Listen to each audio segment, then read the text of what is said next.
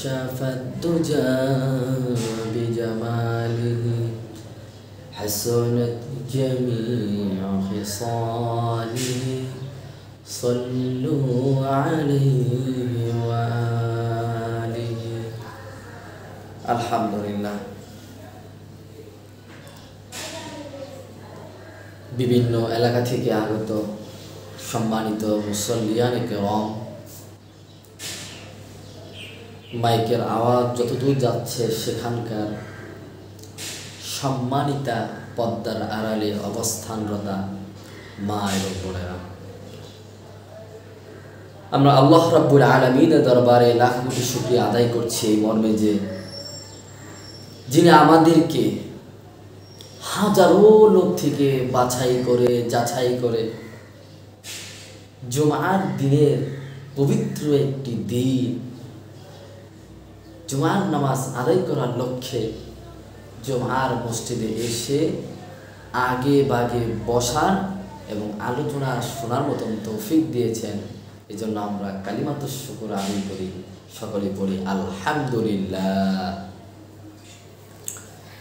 সম্মানিত মুসল্লিয়ানে কেরাম, আল্লাহ রাব্বুল আলামিনের শুকরিয়া, তার প্রশংসার বাক্য আমরা কখনোই শেষ করতে পারবো না। বলি আল্লাহ রাব্বুল আলামিন সূরাতুল কাহফের একদম শেষের দিকে 305 নম্বর পৃষ্ঠা আল্লাহ রাব্বুল আলামিন সেখানে বলেন, قل لو كان البحر مدادا لكلمات ربي لنفذ البحر قبل أن تنفد كلمات ربي ولو جئنا بمثله مددا। আল্লাহ পাক রব্বুল আলামিন 305 নম্বর এই পৃষ্ঠাতে সূরা কাহফের একদম শেষের দিকে আল্লাহ তাআলা বলেন যে তোমরা যদি আমার প্রশংসা লিখতে শুরু করো, সমুদ্র থেকে সমুদ্রের পানি শেষ হয়ে যাবে, এরপরেও আমার ব্যাখ্যা, আমার কালেমা, আমার প্রশংসার ব্যাখ্যা লিখে তোমরা শেষ করতে পারবে না। সুবহানাল্লাহ। আল্লাহ পাক রব্বুল আলামিন কোরআনুল কারীমের অন্যত্র বলেছেন, যদি পৃথিবীর সমস্ত পানিগুলো যদি কালিয়ে রূপান্তর হয়, আর যদি যত পৃথিবীতে গাছ আছে এই গাছগুলো যদি কলমে রূপান্তর হয়, কালি আর এই কলম মিলে যদি আমার কালেমার ব্যাখ্যা লেখা শুরু করো, তাহলে পৃথিবীর সমস্ত পানি শেষ হয়ে যাবে, পৃথিবীর সমস্ত কলম শেষ হয়ে যাবে, আমি রবের কালেমার ব্যাখ্যা লিখে শেষ করতে পারবো না।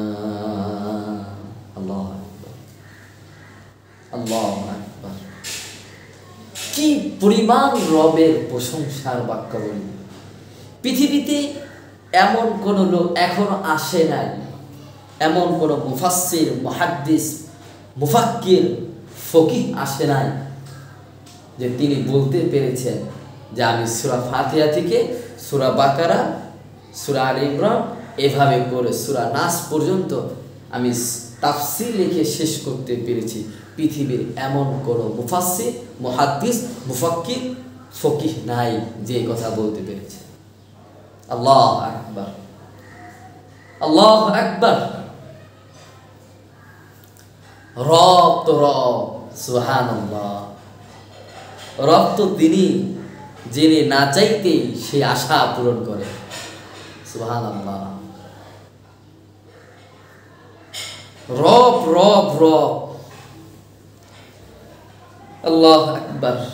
যদি বুঝাইতে চাই রব কেমন, তাহলে আপনারা একটা দৃষ্টান্ত বুঝেন।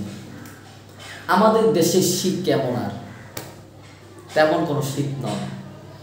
যদি আমাদের দেশে শীত আসেও প্রচণ্ড আকারে, মিনিমাম একদিন দুদিন থাকে, আর এখনকার মৌসুমে তো একদিনও থাকে না। যদি শীত আসেও, তাহলে সেই শীতটা কেমন? তাও অল্প আমাদের বাংলাদেশের জন্য। কিন্তু যারা বিভিন্ন বর্ডারের আশেপাশে থাকেন তারা হয়তো একটু শীত অনুভব করেন, বিশেষ করে চুয়াডাঙ্গা বলেন, ঝিনাইদহ বলেন, বরিশালের ওদিক দিয়ে শীত যদি পড়ে তাহলে বোঝা যায় ওই দেশে একটু পড়ছে ওই সব এলাকায়, ওই অঞ্চলে। কিন্তু ঢাকায় তেমন শীতের আলাপ কোনো পাওয়া যায় না। আমাদের বাংলাদেশের শীত তেমনটা না, যেমনটা ইউরোপ কান্ট্রিতে শীত পড়ে থাকে, জাপান বলে, নিউ ইয়র্ক বলে, আমেরিকা বলে, সেখানকার শীত প্রচণ্ড আকারে শীত। আপনি যদি গরম পানি উপরে নিক্ষেপ করেন তাহলে সেই পানিটা বরফে রূপান্তর হয়ে জমিনে পড়বে। আল্লাহু আকবার, এত পরিমাণ শীত সেখানে। প্রিয় বন্ধুগণ, যে কথা বুঝাইতে চাচ্ছি, আমাদের বাংলাদেশের পশু যদি থেকে থাকে তাহলে দেখবেন, যেমন ধরেন কুকুরকে কেউ বস্ত্র দেয় না, শীতকালে তেমন কেউ কিছু দেয় না। কিন্তু গ্রাম অঞ্চলে যারা গরু লালন পালন করে তারা সামান্য একটা ছালার চট দেয় শীত নিবারণ করার জন্য, কিন্তু এটাও তার জন্য বেশি হয়ে যায়। কারণ শীত তো তেমন পড়ে না, ওদের গায়েও লাগে না। কারণ যেই পরিমাণ শীত ওদের গায়ে লাগবে, আল্লাহ পাক রব্বুল আলামিন ওদের সেই গায়ের উপরে পশম দিয়া, ওদের গায়ের পশম দিয়া আল্লাহ পাক শীত নিবারণ করে দেন। পক্ষান্তরে যদি আমরা ইউরোপ কান্ট্রির শীতকালীন সময়ের দিকে ওই সকল ওই অঞ্চলের পশুগুলোর দিকে যদি তাকাই, দেখবেন ওইখানকার কুকুর বলেন আর হিংস্র প্রাণী বলেন, আল্লাহ পাক রব্বুল আলামিন যেন ওদের গায়ে পশম দিয়ে অদৃশ্য একটি কম্বল লাগাইয়া দিছেন, যেন ওদের কোনো কষ্ট না হয়। আল্লাহ পাক যেন না চাইতে ওদেরকে শীত নিবারণ করার জন্য আল্লাহ কুদরতি কম্বল ওদের গায়ে লাগাইয়া দিছে। সুবহানাল্লাহ, আল্লাহু আকবার। আমাদের দেশের কুকুর শীত কি আর, এই জন্য ওদের গায়ে আল্লাহ তাআলা তেমন চামড়া দেন নাই, যা দিছে ওটা দ্বারা শীত নিবারণ হয়ে যায়। কিন্তু এখানকার কুকুর ওই দেশে গিয়ে খুব কষ্টে ভুগবে, কারণ ওই জায়গায় শীত প্রচণ্ড মারাত্মক। এই জন্য আল্লাহ রাব্বুল আলামিন ওইখানকার কুকুর দেখেন বা বিড়াল দেখে দেখবেন মোটা পশম কি একটা, হ্যাঁ পশমওয়ালা। কারণ পশম থাকলে আমরা যারা কম্বল ব্যবহার করি, পশম না, এটা তো বিভিন্ন বেড়া বলেন, ধুম্বা বলেন, এগুলার পশম দিয়েই তো কম্বল বানানো। তা আল্লাহ পাক রব্বুল আলামিন যেন কুদরতিভাবে এই পশম দিয়ে অদৃশ্যভাবে কম্বল জড়িয়ে দিয়েছে। সুবহানাল্লাহ, এটাকে বলে রব। আপনি চাবেন না, এটা আপনার দরকার, আল্লাহ পাক রব্বুল আলামিন সেটা তখন দিয়ে দেন, এটাকে বলে রব। এই জন্য বললাম রব কত শক্তিশালী, রব কত বড় রব। এই কথা নিয়ে ইনশাআল্লাহ আরেকদিন আলোচনা করব। বাকি রবের কুদরতি শক্তি যদি একটু আপনাদেরকে বুঝাইতে চাই, এই যে আমরা যে আসমানের নিচে আছি, এই যে আমরা নীল অংশটা দেখতে পাচ্ছি, এটা হলো আসমান। হাদিসের মধ্যে আসছে, নবী করিম সাল্লাল্লাহু আলাইহি ওয়াসাল্লাম বলেন, এই জমিন থেকে নিয়ে এই আসমান পর্যন্ত যেতে 500 বছর লাগে। 500 বছর, এত পরিমাণ ডিফারেন্স। এই আসমানের উপরে ঠিক আরেকটি আসমান আছে। তো এই আসমানটা, উপরে যে আসমান আছে, উপরের আসমানের তুলনায় নিচের আসমানটা হচ্ছে, যদি আমরা বিশাল স্টেডিয়ামের মধ্যে ফুটবল রাখলে ফুটবলটা যেমন স্টেডিয়ামের তুলনায় ছোট, দ্বিতীয় আসমানের তুলনায় প্রথম আসমানটা তেমনই ছোট। সুবহানাল্লাহ। ঠিক তেমনি ভাবে দ্বিতীয় আসমানটা তৃতীয় আসমানের কাছে ঠিক তেমন ছোট। আল্লাহু আকবার। চতুর্থ আসমানের কাছে তৃতীয় আসমানটা ঠিক স্টেডিয়ামে রাখা বলটা যেমন ছোট স্টেডিয়ামের তুলনায়, ঠিক তেমনি ভাবে চতুর্থ আসমানের তুলনায় তৃতীয় আসমান তেমন ছোট। আল্লাহু আকবার। এভাবে করে যত উপরে যাবে তার পরের আসমানটা তত ছোট। আল্লাহ আকবার, আল্লাহ আকবার। এরপরে আল্লাহ তাআলা আরশ, আল্লাহ আল্লাহ আল্লাহ, কত বড় আল্লাহ। আর এক একটা আসমানের পুর কেমন, এক একটা আসমান, এত আসমান একটা থেকে আরেকটা 500 বছরের রাস্তা। কিন্তু এই আসমানটারও একটা পুর আছে, যেমন আমরা ছাদ দেই, ছাদে একটা পুর থাকে না, লেভেল এই পরিমাণ, একটা ইট পরিমাণ অথবা 2 ইট পরিমাণ, যাদের যেমন সামর্থ্য থাকে তারা ওই সামর্থ্য অনুযায়ী ছাদের প্রলেপ মানে পুর দিয়ে থাকে।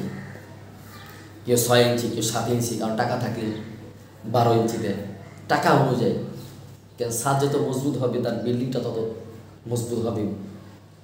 হ্যাঁ, তো এই আসমান একটা থেকে আরেকটা আসমান 500 বছরের রাস্তা, এরপর ওই আসমানের পুর আরো 500 বছরের রাস্তা, অর্থাৎ এক আসমান থেকে আরেক আসমানের ছাদ 1000 বছরের রাস্তা।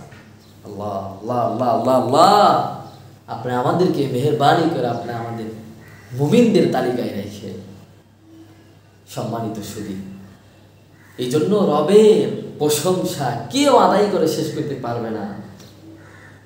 পৃথিবীর সমস্ত মানুষ যদি একত্র হয়ে আল্লাহ পাকের বিরোধিতা করে তাহলে কখনোই আল্লাহ পাক রব্বুল আলামিনের সম্মান কিঞ্চিত পরিমাণ কমবে না। আর যদি পৃথিবীর সমস্ত মানুষ আল্লাহ পাককে সেজদা দেয় তাহলে সেজদা দেওয়ার কারণে আল্লাহ পাকের সম্মান আগের চেয়েও বাড়বে না। অর্থাৎ কেউ আল্লাহ পাকের ক্ষতিও করতে পারবে না, সেজদা দিয়ে রুকু দিয়ে নেক আমল করে আল্লাহ পাকের সম্মানও বাড়াইতে পারবে না। সুতরাং বোঝা গেল কোনো ব্যক্তি যদি আল্লাহ পাকের গোলাম হয়ে যায়, আল্লাহ পাককে সেজদা দেয়, রুকু করে নেক আমল করে, মানুষের প্রতি মানুষ ভালো আচরণ করে, যদি মানুষ থেকে মানুষ ফায়দা নিতে পারে তাহলে ওই ব্যক্তির উপকার হবে, ওই ব্যক্তির ফায়দাবান হবে। সুতরাং কেউ যদি আল্লাহ পাকের বিরোধিতা করে তাহলে এর দ্বারা নিজের ক্ষতি হবে, আল্লাহ পাকের কোনো ক্ষতি হবে না। আর যদি কোনো ব্যক্তি আল্লাহ পাককে সেজদা দেয়, হজ করে, উমরা করে, যাকাত দেয়, মানুষের প্রতি সদয় আচরণ করে, তাহলে এর দ্বারা ওই ব্যক্তি ফায়দাবান হবে, এর দ্বারা আল্লাহ পাকের কোনো উপকার হবে না। আল্লাহু আকবার। এই জন্য প্রিয় বন্ধুগণ আমার, সব সময় আল্লাহ পাকের গোলামির মধ্যে থাকতে হবে, কোন মানুষের ক্ষতি করা যাবে না। সব সময় আল্লাহ পাকের প্রতি বিশ্বাস অটল অবিচল রাখতে হবে। আল্লাহ পাক যখন যাকে যে অবস্থায় রাখে তখন আলহামদুলিল্লাহ বলে তার প্রশংসাকে আল্লাহ পাকের সামনে পেশ করবে। প্রিয় বন্ধুগণ আমার, যে রব্বুল আলামিন আমাদেরকে পৃথিবীতে পাঠিয়েছেন, ওই রব আমাদেরকে একটি উদ্দেশ্য নিয়ে পাঠিয়েছেন। যদি সেই উদ্দেশ্যটা পূরণ হয় তাহলে বান্দা বান্দার জায়গায় থাকবে। যদি বান্দা কোনো ব্যতিক্রম কোনো কিছু করে ফেলে তাহলে এর দ্বারা তার জন্য জাহান্নাম লাজিম হয়ে যাবে। যাই হোক বন্ধুগণ, রবের কথা বলতেছিলাম, শুকরিয়ার কথা বলতেছিলাম। যখন যে হালতেই থাকি না কেন আল্লাহ পাক রব্বুল আলামিনের প্রশংসা করব, এর দ্বারা আমি লাভবান হব, আল্লাহ কোনো কিছুতেই লাভবান হবে না। কারণ আল্লাহ তাআলা যেমন আছেন তেমনই থাকবেন। লা তাখুযুহু সিনাতু ওয়ালা নাওম। ঘুম বলেন, তন্দ্রা বলেন, কোনো কিছুকে আল্লাহ তাআলা কি স্পর্শ করতে পারে না। আল্লাহু লা ইলাহা ইল্লা হুয়া আল হাইয়ুল কাইয়্যুম। আল্লাহ তাআলা হচ্ছেন চিরঞ্জীব, চিরস্থায়ী, হাইয়ুল কাইয়্যুম। তিনি যেমন ছিলেন, আছেন, থাকবেন, তার রবত্বের ক্ষেত্রে কোনো কিছু পরিবর্তন ঘটবে না। তিনি রব। এই জন্য আল্লাহ পাকের শুকরিয়া সবসময় আদায় করতে হবে। আল্লাহ পাক রব্বুল আলামিন এই কথাটুকু কোরআনে বলেছেন, লাইন শাকারতুম লাযীদান্নাকুম ওয়া লাইন কাফারতুম ইন্না আযাবি লাশাদীদ।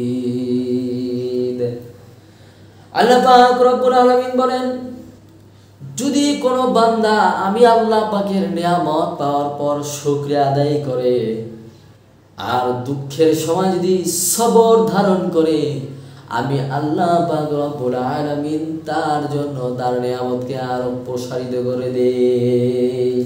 আমি আল্লাহ পাক তার জন্য তার নিয়ামতকে আরো বৃদ্ধি করে দেই। তার জন্য যা কিছু লাগবে আমি আল্লাহ পাক তার জন্য আসমান থেকে ফায়সালা করে দেই। ওয়ালা ইন কাফারতুম ইন্না আযাবি লাশাদীদ।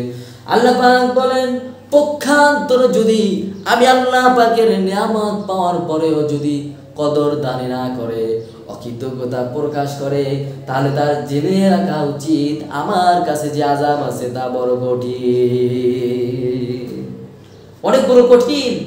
জেনে নিও আমার আযাবের জন্য প্রস্তুত থেকো, যারা আমার নিয়ামত পেয়ে শুকরিয়া আদায় করলা না, আমার নিয়ামতের শুকরিয়া আদায় করবা না, আবার আমার জমিনে থাকবা, বের হয়ে যাও। আল্লাহ তাআলা বলে সূরা রহমানে এই কথা বলেছেন, বান্দা তুমি যে আমার শুকরিয়া আদায় করতেছ না, তুমি যে আমার প্রশংসা আদায় করতেছ না, তাহলে আমার জমিনে তুমি থেকো না। আর আমার জমিনে না থেকে তোমার উপায় কি? এই জমিন থেকে কে যাইতে পারছে পলায়া? আমার এই জমিন থেকে কে কারো বের হওয়ার কোনো ধরনের সুযোগ নাই, কোনো ধরনের সুযোগ নাই। আমার এই পৃথিবী থেকে কাহারও বেড়ে যাওয়ার কেউ যেতে পারবে না। যাইতে পারলে বড় বড় মস্তানরা ছিল, কাফের ছিল, মুশরিক ছিল, নমরুদ ছিল, কেউ যেতে পারে না আল্লাহ পাক এই দুনিয়া ছেড়ে। সুতরাং আমরা যে হালতেই থাকি না কেন, সেই হালতেই আল্লাহ পাক রব্বুল আলামিনের শুকরিয়া আদায় করতে হবে। এই জন্য প্রিয় বন্ধুগণ, সবসময় আমরা আল্লাহ তাআলার শুকরিয়াতে লিপ্ত থাকবো। বাস যা পাইছি আলহামদুলিল্লাহ, পাই নাই সবর করি, তাহলে ওইটার মধ্যে শান্তি, ওইটার মধ্যে কল্যাণ, ওইটার মধ্যে বরকত। মানুষ আর কতদিন বাঁচে? মানুষ আর কতদিন থাকে দুনিয়ায়? মানুষ তেমন বাঁচে না। এখনকার সময় তো মানুষ লিভারে আক্রান্ত হয়, হাই প্রেশারে আক্রান্ত হয়, ব্লাডে প্রচুর রক্তক্ষরণ হলে সেখানে তার মৃত্যু দেখা দিতে পারে, ক্যান্সার হয়, আলসার হয়। এই তো মানুষের জীবন। যদি কোনো মানুষের কোনো রোগ না থাকতো, তাহলে তাদের যে কি দাম্ভিকতা আর অহংকার থাকতো, আল্লাহু আকবার। এই রোগ না থাকলে তখন দেখা যেত। আরে এখন যাদের রোগ আছে, এদের কি দাম্ভিকতা, অহংকার! তারা মনে করে পৃথিবী যেন তার বাপের। এই জন্য অহংকার করা কখনোই ভালো না, শোভনীয় নয়। কারণ অহংকার হচ্ছে আল্লাহ পাক রব্বুল আলামিনের চাদর। আল্লাহ পাক বলেন, যারা আমি আল্লাহ পাকের চাদর নিয়ে টানা হেঁচড়া করে, অর্থাৎ যারা অহংকার দেখায় একজন আরেকজনের প্রতি, তারা যেন আমি আল্লাহ পাকের চাদর নিয়ে টানা হেঁচড়া করতেছি। এই জন্য অহংকার কখনো শোভনীয় নয়, অহংকার কখনো কল্যাণ বয়ে আনে না। প্রিয় বন্ধুগণ, যে কথা আমরা বলতেছিলাম গত সপ্তাহে, তো অনেক সময় অনেক দিকে কথা চলে যায়। কথার নাম লতা, কখন যে কোদিকে চলে যায় বলা যায় না। তো আমরা গত সপ্তাহে যে আলোচনা করতেছিলাম তাওবা সংক্রান্তে, আল্লাহ পাক রব্বুল আলামিনের ক্ষমা পাওয়ার সংক্রান্তে, অর্থাৎ খালেস দিলে তওবা করলে আল্লাহ পাকের নজর আসে।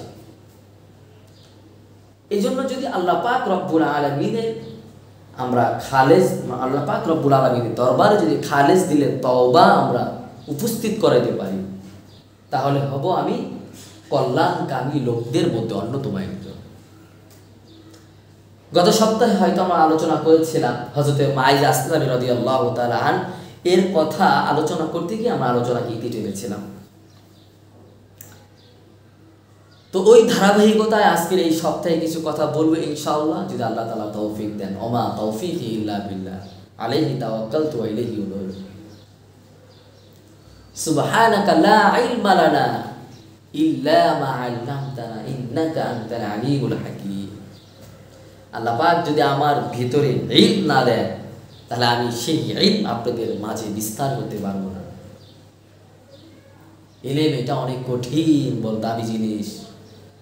আল্লাহ এই জন্য আপনাদের সন্তান যারা রয়েছে আপনি তাদেরকে মাদ্রাসায় দেন, দিন শিখান, দিন শিখান, দিন শিখান। এক ছেলে ইউরোপ থেকে আসছে বাংলাদেশে, এসে ইমাম সাহেবের কাছে চলে গেল, বলল হুজুর আমার বড় আক্ষেপ হয়। বলে কি আক্ষেপ? বলে আমার বাবার লাশটা যদি উঠাইতেন। আমি বাবাকে জিজ্ঞেস করতাম, বাবা আমাকে ইউরোপ কান্ট্রিতে পাঠাইলা, বাংলাদেশের এত শিক্ষা শিক্ষিত করলাম, কিন্তু আমি তোমার জন্য দুই হাত তুলে যে দোয়া করবো সেই বাক্য শিখাই গেলাম না।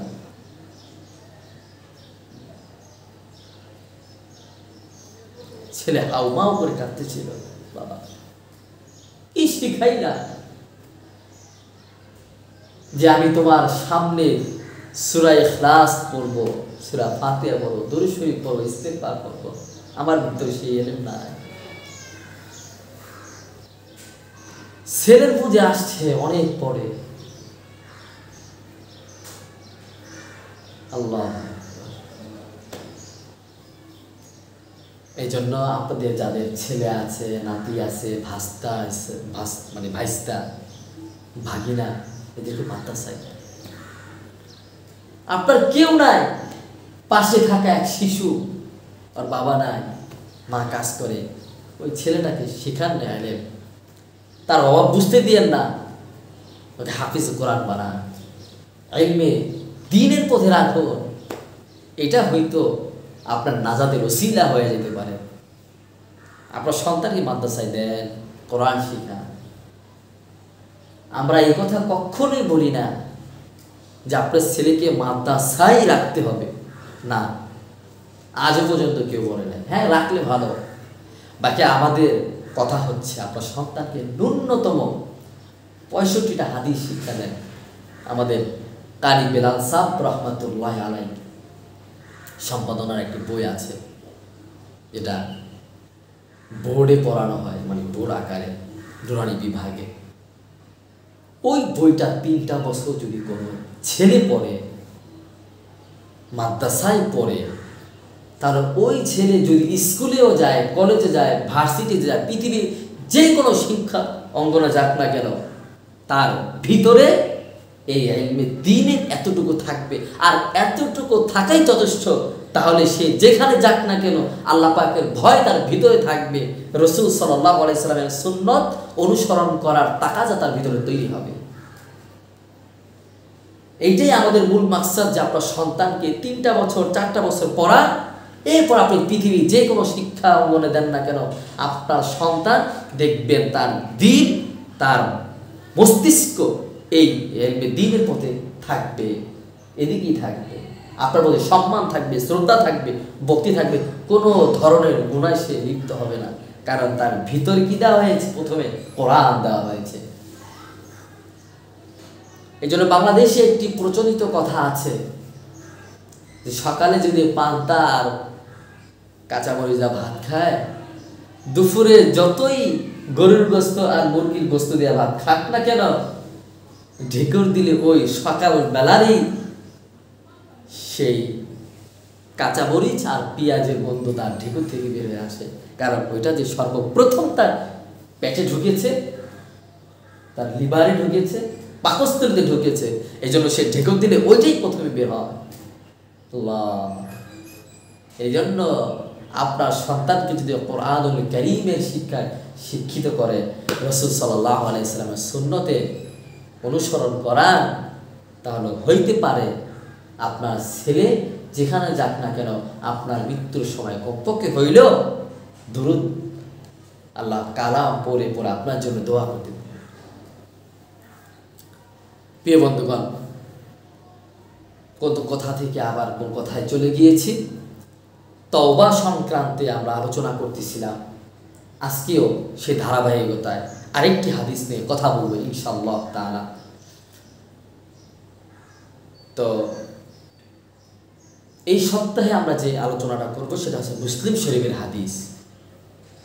গত সপ্তাহে আমরা হযরত মাইজা আসলামী রাদিয়াল্লাহু তাআলা এর ঘটনা বলছিলাম যে তিনি তার অপরাধ স্বীকৃতি দিয়েছিলেন, এরপর তার প্রতি ইসলামিক বিধান অনুযায়ী হদ কায়েম করা হয়েছে। আল্লাহ তাআলা তার জন্য জান্নাতে চিরস্থায়ী ব্যবস্থা করে দিয়েছেন। আজকে এই সপ্তাহে আমরা যে আলোচনা করব মুসলিম শরীফের হাদিস। বনী ইসরাইল যুগের এক লোক, সে অনেক পাপিষ্ঠ ছিল, অনেক গুনাহ করছে। শুধু সাময়িকভাবে গুনাহ নয়, সে মানুষকে হত্যা করেছে। একটা দুইটা নয়, 99টা লোক হত্যা করেছে বনী ইসরাইল যুগের ওই লোকটা। মুসলিম শরীফের হাদিস, মুসলিম শরীফের হাদিস এটা।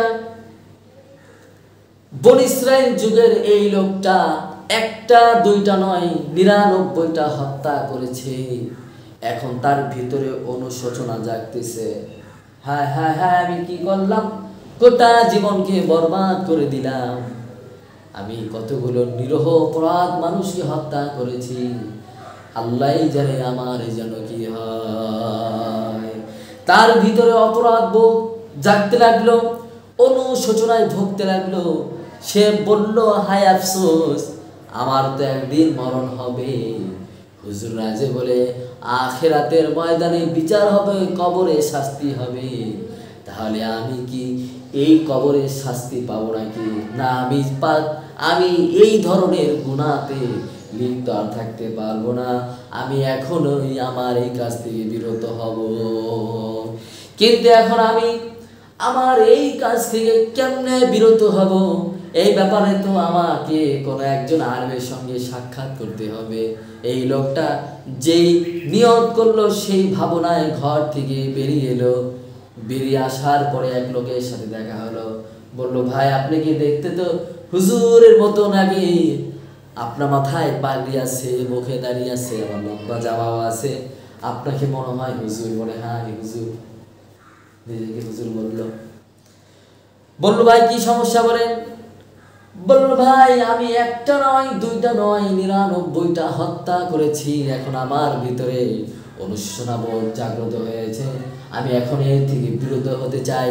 আমার ব্যাপারে কি আল্লাহ পাকের কোনো ক্ষমার ঘোষণা আছে নাকি?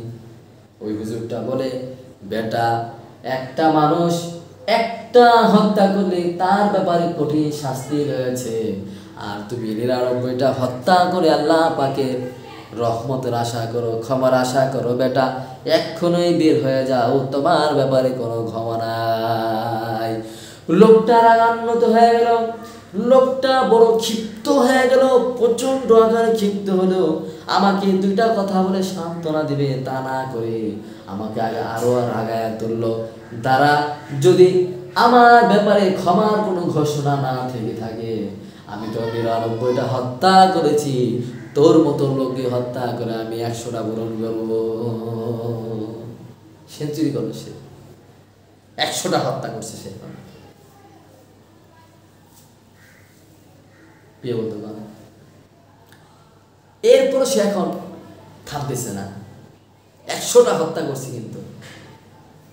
কিন্তু তার ভিতরে যে অনুশোচনা বোধ, এটা বারবার জাগ্রত হচ্ছে। তার ভিতরে অস্থিরতা কাজ করতেছে। হাই কি করলাম, হাই কি করলাম, 100টা হত্যা করলাম মানুষকে, কি অপরাধ ছিল তাদের, এটা তার ভিতর জাগ্রত হচ্ছিল। এখানে একটা মাসআলা বলবো, সামনে গিয়ে আলোচনার সামনে গিয়ে আপনাদের এখানে একটা মাসআলা বলবো, খুব জরুরি একটা মাসআলা বলবো, সামনে আলোচনা দেখিয়ে ইনশাআল্লাহ আজিজ। প্রিয় বন্ধুগণ, এরপরে এই লোকটার ভিতরে যে অপরাধ বোধ বারবার জাগতেছিল, তার ভিতরে বারবার পীড়া দিচ্ছিল, সে আর ঘরে থাকতে পারলো না।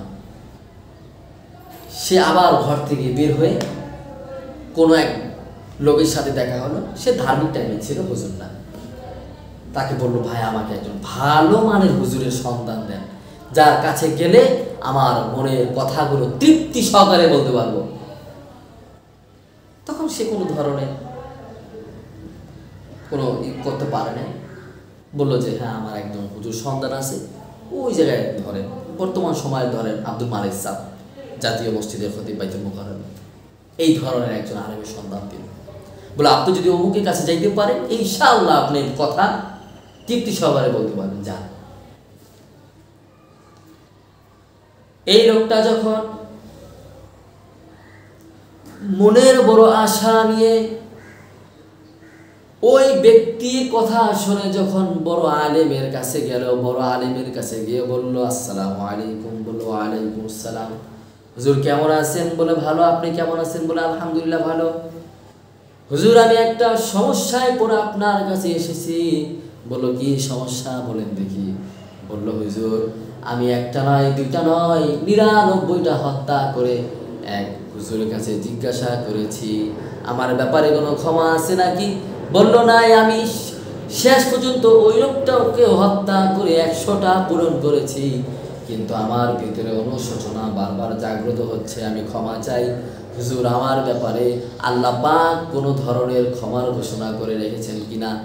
বলল, ও হে আল্লাহর বান্দা, তুমি কত আর গুনাহ করবা? আল্লাহ পাক হচ্ছেন গফফার, তুমি হচ্ছ গুনাহগার। তোমার গুনার কতটুকু হবে? তোমার গুনাহ সর্বোচ্চ সমুদ্রের ফেনা পরিমাণ হবে, আর আমার আল্লাহ পাকের রহমত হচ্ছে সারা পৃথিবী জুড়ে। তুমি আর কতটুকু গুনাহ করবা? তোমরা কয়জন গুনাহ করবা? সারা পৃথিবী যদি গুনাহগার হয়ে যায় আর আল্লাহ পাকের কাছে তওবা করে, আল্লাহ পাক রব্বুল আলামিন তাকে মাফ করে দেন। তুমি তো সিলিন্ডার করতে আসছো, ক্ষমা চাইতে আসছো। শোনো, আমার আল্লাহ পাক রব্বুল আলামিন কোরআনুল কারীমের মধ্যে বলেন, লা তাকনাতু মির রাহমাতিল্লাহ। আল্লাহ পাক বললেন, এ বান্দা, তোমরা কোথাও যেও না, তোমরা আর দূরে যেও না, আমার রহমতের থেকে ফিরে এসো।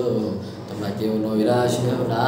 কেউ যদি আমি আল্লাহ পাকের কাছে তাকে নিজেকে সঁপে দেয়, আমি আল্লাহ পাক তাকে ক্ষমা করে দিই, কেউ যেন নিরাশ না হয়। আল্লাহ পাক রব্বুল আলামিন বলেন, তোমরা কেউ নৈরাশ হয়ে যায় না, আমি আল্লাহ পাকের কাছে আসো, আমি আল্লাহ পাক রব্বুল আলামিন তোমার গুনাহ ক্ষমা করে ওই গুনাহগুলোকে আমি নেক দ্বারা রূপান্তর করে দিব।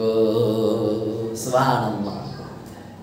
প্রিয় বন্ধুগণ, এই কথা শোনার পর ওই পাপিষ্ঠ লোকের মলিন চেহারায় যেন হাস্যোজ্জ্বল চেহারার রূপ ফিরে আসলো।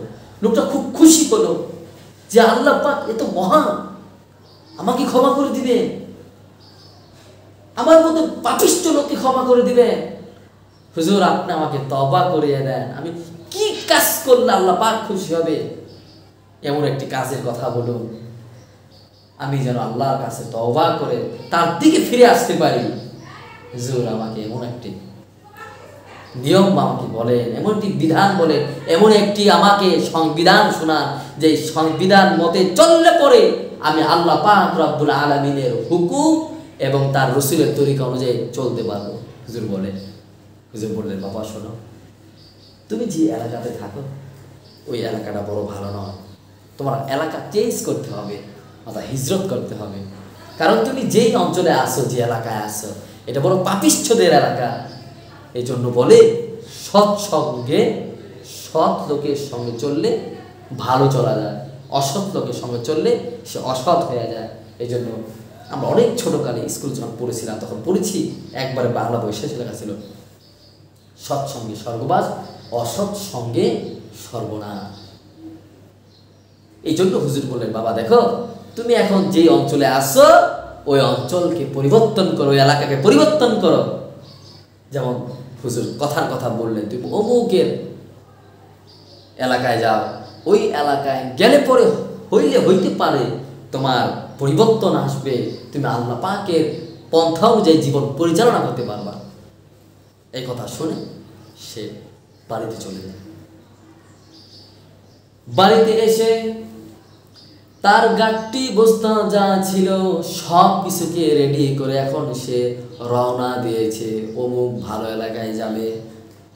ঘটনাক্রমে এমন এক করুণ ঘটনা ঘটে গেল, ওই লোকটা যখন রাস্তায় বের হলো পথিমধ্যে হযরত আজরাইল আলাইহিস সালামের সঙ্গে তার মোলাকাত হয়ে যায়।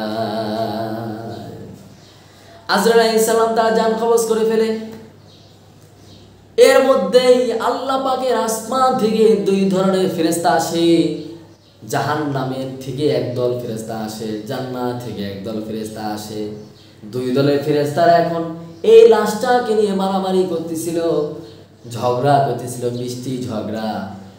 জাহান্নামীরা বলতে, জাহান্নাম থেকে আসা ফেরেশতারা বলতেছিল, এই লোকটা তওবা করেছে কিন্তু এখনো নেক আমল করতে পারে নাই, এমনকি সে ভালো এলাকাও যাইতে পারে নাই, সুতরাং সে পাপিষ্ঠ লোকদের বলে গণ্য হবে, আমরা তাকে জাহান্নামে দিয়ে দিব,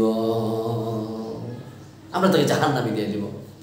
অপরদিকে ফেরেশতারা বলতেছে, না ভাইয়েরা আমার, এই লোকটা তো অনুশোচনা বোধ জাগ্রত হওয়ার কারণে, তার ভিতরে অপরাধ বোধ জাগ্রত হওয়ার কারণে বড় বড় আলেমদের সাথে সাক্ষাৎ করেছে এবং আল্লাহ পাকের প্রতি আস্থাশীল হয়ে বিশ্বাসী হয়ে সে তো নেককার লোকদের জায়গায় জেনেছিল। যদিও সে যাইতে পারে নাই, কিন্তু তার মনে আকাঙ্ক্ষা ছিল সে ওই এলাকায় যাবে, কিন্তু তার হায়াত না থাকার কারণে যেতে পারল না। সুতরাং যদিও সে কোনো নেক আমল করতে পারে নাই, কিন্তু নেক আমলের আকাঙ্ক্ষা ছিল, সুতরাং সে আমাদের দলভুক্ত বলে গণ্য হবে, তাকে আমরা জান্নাত দিয়ে দেব। এইভাবে দুই দলের ফেরেশতারা বলল, আমরা জাহান্নামে নিয়ে যাব। ওই দলের ফেরেশতারা বলল, না আমরা জান্নাতে নিয়ে যাব। এভাবে বলে যখন তাদের মধ্যে দ্বন্দ্ব হচ্ছিল, তখন আল্লাহ পাক রব্বুল আলামিন আরেকজন ফেরেশতাকে পাঠাইলেন, যাও তুমি তাদের মধ্যে বিচারের ফায়সালা করে দাও। ওই ফেরেশতা যখন আসে, দুই দলের ফেরেশতারা বলল, ও ভাই তুমি আমাদের মধ্যে বিচারের মীমাংসা করে দাও। বললো, কি বিচারের মীমাংসা করে দিব? বলো, ভাই দেখেন এই লোকটা তওবা করেছে কিন্তু এখনো সে ভালো এলাকায় যেতে পারে নাই, নেক আমল করতে পারে নাই, এই জন্য আমরা তাকে জাহান্নামে নিয়ে যেতে চাই। আর ওই দলের লোকেরা বলল, দেখেন ভাই, এই লোকটা যদিও কোনো নেক আমল করতে পারে নাই, কিন্তু তার সহায় সম্পত্তি সব কিছু ফেলে রেখে সে ভালো এলাকা অঞ্চলে রওনা দিয়েছে, কিন্তু তার হায়াত না থাকার কারণে যাইতে পারে নাই। তার দিলের মধ্যে নেক আমল করার ইচ্ছা ছিল, তার হায়াত না থাকার কারণে তার এখানে ইন্তিকাল হয়ে যায়। এই জন্য আমরা তার নেক আমল, তার নিয়তটা বড় শুদ্ধ ছিল, এই জন্য আমরা তাকে আমাদের দলভুক্ত করে নিয়ে জান্নাতে দিতে চাই। দুই দলের ফেরেশতা তার কাছে এই কথা বললো। তাই বলে, হ্যাঁ এই কথা। তো বলতেছে, আমি যদি একটা বিচার করি তোমরা মানবা? বলে, হ্যাঁ মানবো। তো ঠিক আছে, তোমরা রাস্তা মাপো। যদি তার ঘর থেকে বের হওয়াটা বেশি অংশ যাওয়া হয় ভালো লোকদের, তাহলে সে ওই এলাকা বলে গণ্য হবে। আর সে যদি বেশি যেতে না পারে, অল্প যেয়ে থাকে, তাহলে সে এই এলাকা বলে গণ্য হবে, অর্থাৎ পাপিষ্ঠদের এলাকা হিসাবে গণ্য হবে, আর সে জাহান্নামে যাবে। বলেছে, ভালো, ফাইন কথা, সুন্দর। যখন ফেরেশতারা মাপতেছিল, মাপার সঙ্গে সঙ্গে আল্লাহ পাক রব্বুল আলামিন জায়গাকে ঘুরায় দিয়েছেন। আল্লাহু আকবার। আল্লাহ পাক রব্বুল আলামিন সঙ্গে সঙ্গে জায়গা ঘুরায় দিয়েছেন, কারণ এই লোকটা এখনো পর্যন্ত তার ওই ভালো এলাকায় এখনো যাইতে পারে নাই, সে মাত্র ঘর থেকে বের হয়েছে, সুতরাং সে জাহান্নামী দিন হিসাবে গণ্য হয়। কিন্তু আল্লাহ পাক রব্বুল আলামিন জায়গাটাকে ঘুরায় দিয়েছেন, মনে হচ্ছে যেন এই লোকটা কিছুক্ষণের মধ্যে সে ভালো এলাকায় চলে যাইত, আর মনে হচ্ছে যেন সে অনেক রাস্তা অতিক্রম করে ফেলেছে। আল্লাহ পাক রব্বুল আলামিন তার এই ক্ষমা চাওয়ার যেই তার নিয়ত ছিল, তিনি যে খালিস দিলে তওবা করেছেন, যদিও সে কোনো ধরনের আমল এখনো করতে পারে নাই, কিন্তু সে যে সৎ সাহস সদিচ্ছা করে ঘর থেকে বের হয়েছেন, আল্লাহ পাক রব্বুল আলামিন তার তওবাকে কবুল করে তাকে তার ওই রাস্তা ঘুরাইয়া আল্লাহ পাক ওই ভালো লোকদের এলাকা হিসাবে গণ্য করে নিলেন। সুবহানাল্লাহ। আল্লাহ তাআলা রব্বুল আলামিন তাকে ওই ভালো লোকদের দল হিসাবে গণ্য করে নিলেন। সুবহানাল্লাহ, আল্লাহু আকবার। ভালো লোকদের দলের হিসাবে তাকে গণ্য করে নিলেন, কারণ তার দিলের মধ্যে ছিল ইখলাস এবং তাকওয়া এবং আল্লাহ ভীতি ছিল। এই জন্য আল্লাহ পাক রব্বুল আলামিন তাকে ক্ষমা করে দিলেন এবং ক্ষমাকারীদের দলভুক্ত করে নিলেন। সুবহানাল্লাহ। এই জন্য প্রিয় ভাইয়েরা আমার, এই লোকটা যদিও এখন অনেক কাজে সম্পন্ন করতে পারে নাই, কিন্তু তার ভিতরে যে ইচ্ছা, আল্লাহ পাক রব্বুল আলামিন তার ইচ্ছার দিকে ধাবিত করে তাকে জান্নাতে দিয়েছে। এই জন্য আমরাও যদি খালিস দিলে তওবা করতে পারি, আল্লাহ পাক রব্বুল আলামিন আমাদেরকে ক্ষমা করে দিবেন। সময় অনেক হয়ে গিয়েছে, আরেকটি ছোট ঘটনা বলে ইনশাআল্লাহ আজকের আলোচনা এখানে আমরা ইতি টানব। হযরত ওমর ফারুক রাদিয়াল্লাহু তাআলা আনহুর জামানায় এক লোক মদ পান করতে করতে রাস্তা দিয়ে আসছিল। লোকটা দূর থেকে খেয়াল করলো, এখন যদি আমি এই মদ পান করা অবস্থায় হযরত ওমরের সামনে পড়ে যাই, তাহলে আমাকে আর আস্ত রাখবে না, এখন আমার ব্যাপারে মৃত্যুর ফয়সালা করে দিবে।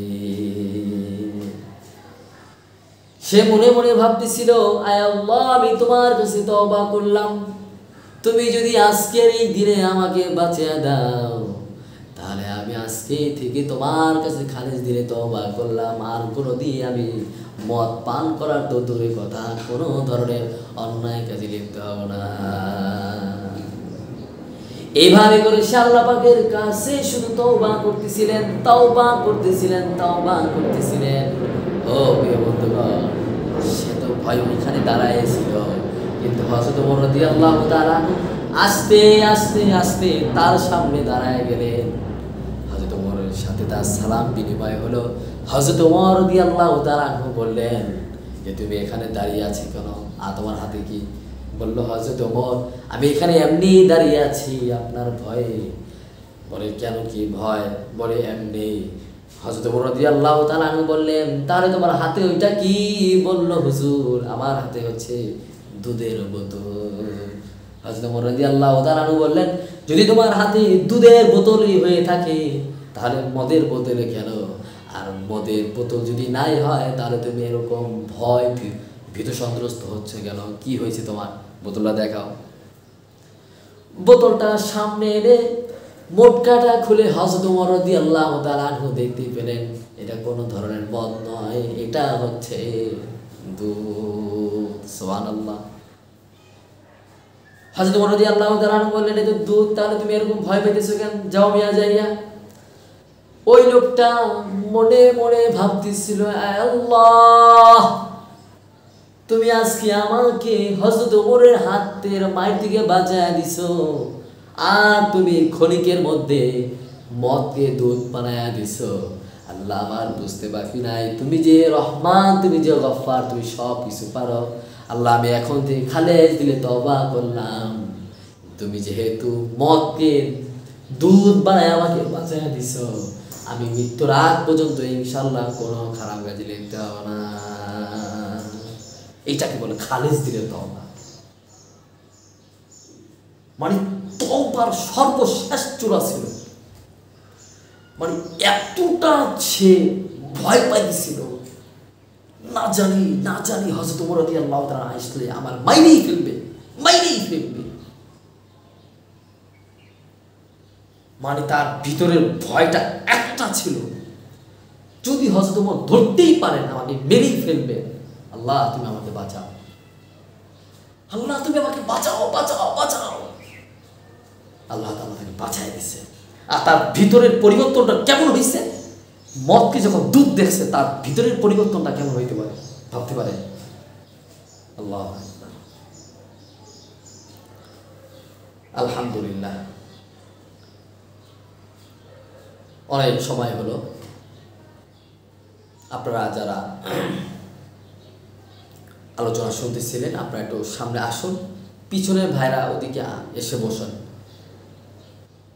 বাইরে যেহেতু বৃষ্টি, আবহাওয়াটা খারাপ, আপনারা যারা সুন্নত পড়েন সুন্নত পড়েন। আসসালামু আলাইকুম ওয়া রাহমাতুল্লাহি ওয়া বারাকাতুহু।